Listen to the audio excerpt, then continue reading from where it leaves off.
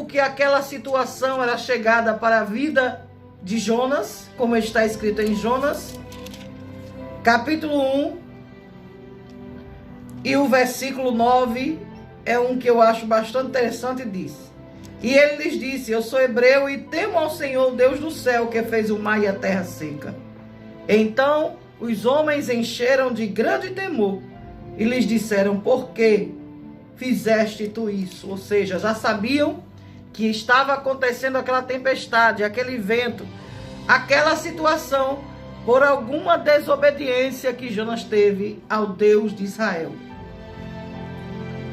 E a palavra diz que o resultado da desobediência de Jonas é essa tempestade, o barco sendo levado, açoitado, a água entrando no barco, uma situação terrível.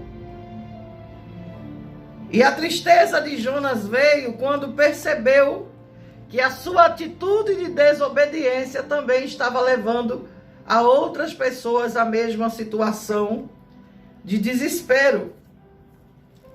E ele disse que a única situação, a única forma de acalmar aquele vento, de parar aquilo ali, seria lançá-lo ao mar.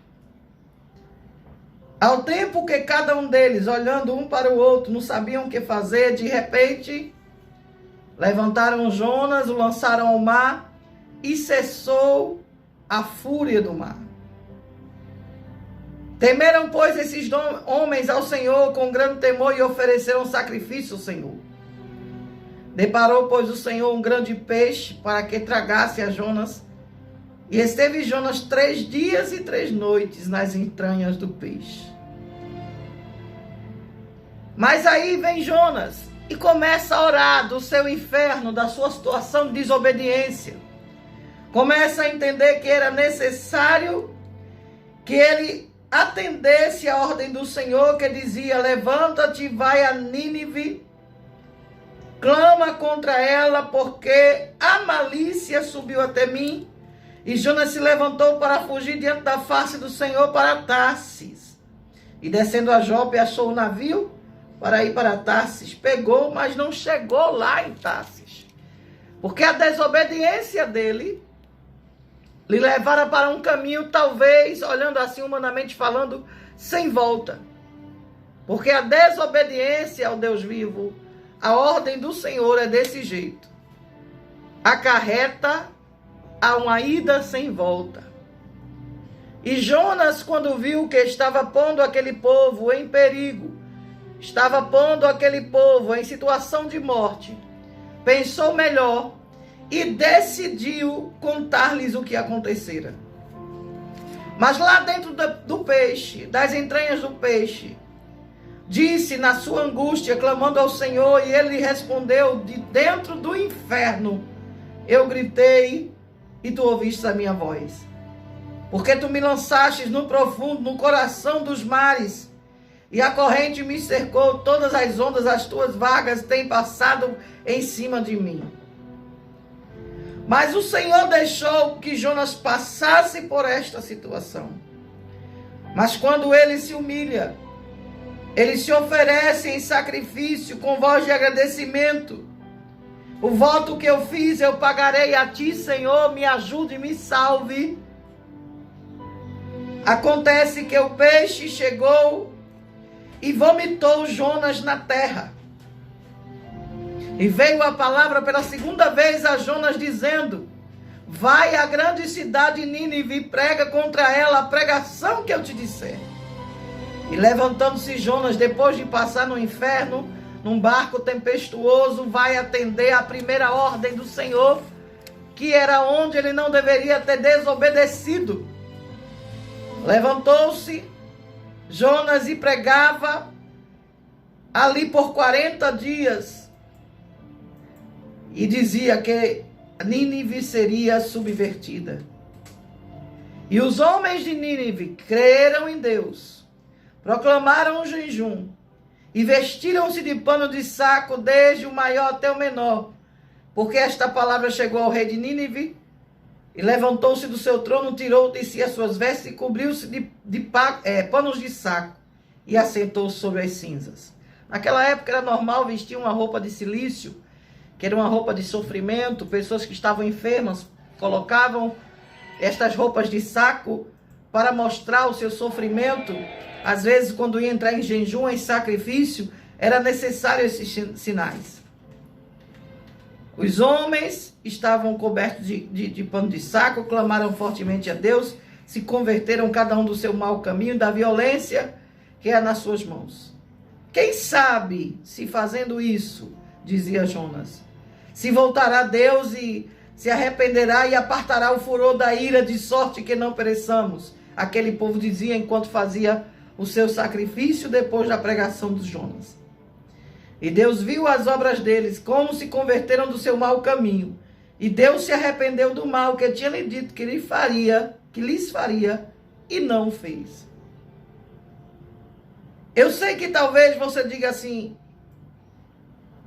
mas a situação de Jonas, o seu descontentamento, a resposta do Senhor que foi dada àquela pregação de Jonas, deixou Jonas chateado, aborrecido,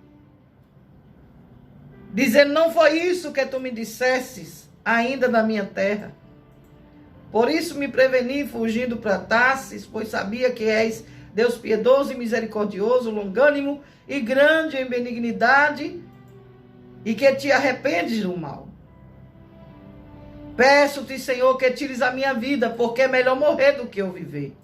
E disse o Senhor, é razoável esse teu ressentimento? Veja como é que é a situação. Deus permitiu, porque a desobediência de Jonas, Deus já sabia que ia acontecer, mas Deus permitiu. Também permitiu que ele entrasse no barco. Permitiu que o peixe o tragasse. Permitiu que ele fosse lançado no mar. Mas o seu arrependimento, a sua atitude de reparo de erro, o levou a atender a primeira ordem de Deus. O homem, sendo desobediente, tem que passar pelas consequências da vida, por um mar, por um vento, ser lançado ao mar, engolido por um peixe. Diz Jonas em seu linguajar que ele passou dias de inferno ali dentro. De dentro do inferno eu te clamei, tu me ouviste. Porque ele estava no ventre de um grande peixe. O que é que você está esperando depois desses sinais que têm acontecido? Eu costumava dizer nos púlpitos das igrejas, quando ainda ministrávamos, porque agora com essas restrições, estamos ministrando mais aqui na rádio, tentando fazer com que as atitudes de higiene, de distanciamento sejam cumpridas. Mas eu ministrava dizendo que a baleia que engoliu, ou o peixe grande que engoliu Jonas, é a ambulância nos dias de hoje. Eita, missionária Milka, é desse jeito. Tem gente que não se converte, não se arrepende, não vem por amor, recebe uma literatura, uma palavra pregada, tem um hino cantado, ele chora, vai para a porta da igreja, aceita um convite, vai para uma campanha, cumpre a campanha até mais do que os próprios irmãos que pronunciaram a campanha, que prepararam a campanha, aquele camarada, aquela mulher bem assídua. Mas na hora que alguém diz, vamos deixar o caminho da desobediência, vamos se converter dos maus caminhos, vamos aceitar Jesus, vamos mudar de vida, este alguém corre. Não quer ouvir esse tipo de ensinamento, não quer obedecer, e assim acontece situações como aconteceu com Jonas. E Deus cobra, e Deus pesa a mão, e Deus permite situações que muitas das vezes não são reversíveis, ou seja, não há tempo para arrependimento, não há tempo de alguém tomar outro rumo, não há tempo de alguém obedecer, porque aquele pecado, aquela correria, aquela nova vida, aquela situação que alguém tomou, o levou a perder a sua vida, o levou a perder a sua família, o levou a perder a sua história. Aonde tem te levado a desobediência a Deus? Que caminho você tem trilhado ao continuar sendo desobediente? A palavra é essa, você vai permanecer como Jonas? até a última situação, vai desobedecer, vai mudar o caminho, vai mudar de rumo, vai esperar que alguém te lance ao mar, que um peixe grande venha e te engula e tu sinta como é terrível o inferno? Ou tu antes disso vai dizer, eu prefiro a obediência, eu prefiro atender a voz do Deus vivo. Não vai ser necessário eu passar pelo que Jonas passou. Eu quero atender a voz do mestre antes. Se você está entendendo que está na desobediência, que está afastado, que está na prostituição, que está no erro, no vício, que está numa atitude de cai e levanta, que não se sustenta, que não acredita mais nas coisas de Deus por conta de alguém que usa a palavra erroneamente, que usa o fato de ser um homem ou uma mulher de Deus, usa o dom para mentir. E com isso tem chegado a incredulidade ao teu coração. Mas eu quero te dizer, ao tempo que há arrependimento, ao tempo que eu e você decidem obedecer, ao tempo que atendemos a voz de Deus, chega o livramento. E é para isso que eu estou aqui para dizer para você, saia da desobediência, não espere a consequência da desobediência, não espere a consequência do pecado, pelo contrário, prove do arrependimento, prove da misericórdia, prove do amor de Deus, porque a palavra é bem clara que diz, porque a sua misericórdia dura para sempre. E eu sei que você tem sido desobediente até agora. Eu sei que você tem trilhado o caminho que você quer até agora. Eu sei que você tem entrado aonde não deve até agora. Mas escuta a voz do Senhor que está dizendo: não aguarde as consequências de morte. Não aguarde as consequências da desobediência. Não aguarde a destruição, a fúria do mar que pode sobrecair sobre a tua vida, porque você continua na desobediência. Pelo contrário, aproveite o tempo da misericórdia e diga: eu quero, aleluia, obedecer. Eu quero obedecer à voz de Deus. Eu sei que a ordem que Deus me deu não foi para ir por este caminho, eu errei. Eu estou praticando o que Deus não se agrada, mas eu desejo o arrependimento. Eu quero obedecer à voz de Deus. Se é esta a tua vontade, se é este o teu querer, repito, os céus é tomado à força, eu tenho dito muito esses dias. Porque muitas vezes, se fosse por nós, ficávamos num ar-condicionado, num ventinho, num coquinho, numa água de coco, bem quietinho ali, sem fazer nada. Mas escuta, o tempo é chegado, é tempo de pregar, é tempo de falar que Jesus está voltando.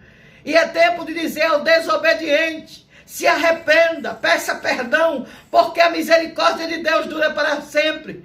E o amor dele está acima disso que você cometeu. Venha pedir perdão, diga: eu quero obedecer. Eu quero voltar para Jesus. Eu quero, aleluia, estar na vontade de Deus. Eu quero ser obediente a Deus. Jesus Cristo, eu te amo.